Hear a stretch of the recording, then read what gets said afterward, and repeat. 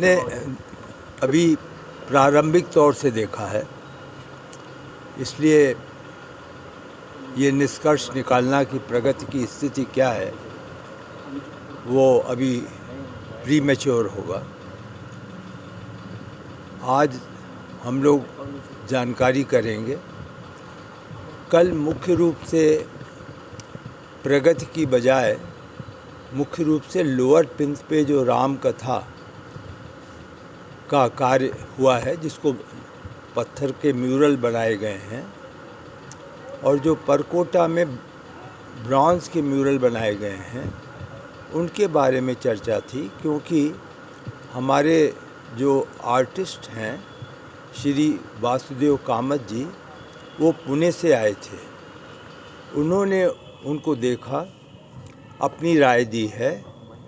जो लोग कार्य कर रहे हैं, जो शिल्पी हैं, जो कार्विंग कर रहे हैं या ब्रॉन्ज पर कार्य कर रहे हैं, वो सभी लोग आए थे।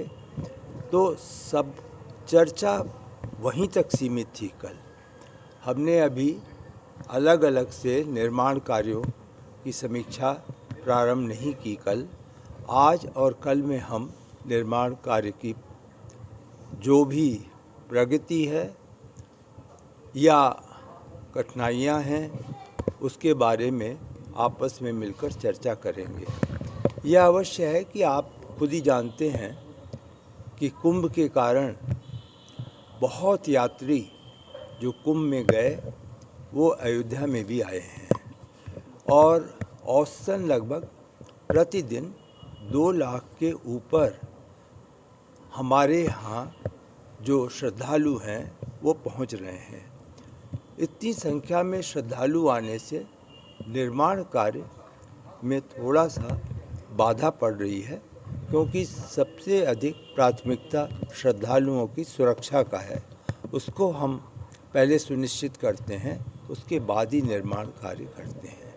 तो जहाँ जहाँ मौका मिल रहा है वहाँ निर्माण कार्य कर रहे हैं, लेकिन कुछ जगहों पे निर्माण कार्य श्रद्धालुओं की दृष्टि से उनके हित को ध्यान में रखते हुए हमें निर्माण कार्य रोकना पड़ा, और यह अनुमान है कि लगभग 4 फरवरी तक वह निर्माण कार्य तत्काल शुरू नहीं हो पाएगा।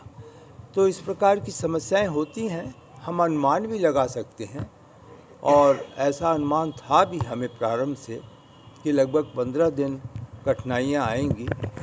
तो इसको देख रहे हैं। तिथियों का निर्धारण, जैसा मैंने अपनी पिछली अयोध्या यात्रा में आपको बताया था कि अलग अलग जो भवन हैं, जो निर्माण हैं, जो कार्यक्रम है, उसकी तिथियां निर्धारित की गई हैं।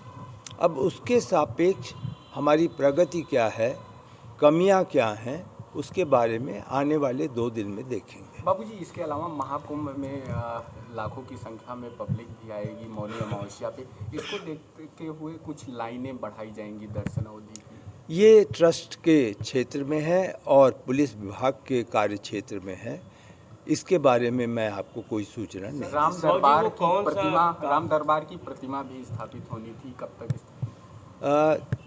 अभी लगभग 3-4 सप्ताह पहले जितनी मूर्तियां हैं, केवल राम दरबार तो है ही है प्रमुख, लेकिन उसके साथ जो 7 मंदिर हैं उसकी मूर्तियां, परकोटा में 6 मंदिर हैं उनकी मूर्तियां, और पीएफसी में जो तुलसीदास जी का मूर्ति लगेगी, उन सब मूर्तियों का निरीक्षण जयपुर में किया गया है। उनकी प्रगति संतोषजनक है। चुनौती तो हमारे सामने यह है कि हम इनके जो निर्माण हैं, मंदिर के जो निर्माण यहाँ हैं, उसको कैसे पूरा करें जिससे मूर्तियाँ वहाँ से आ सकें। हमारा अनुमान है कि राम दरबार मूर्ति पूरी तरीके से 31 जनवरी या 15 फरवरी तक पूर्ण हो जाएगी।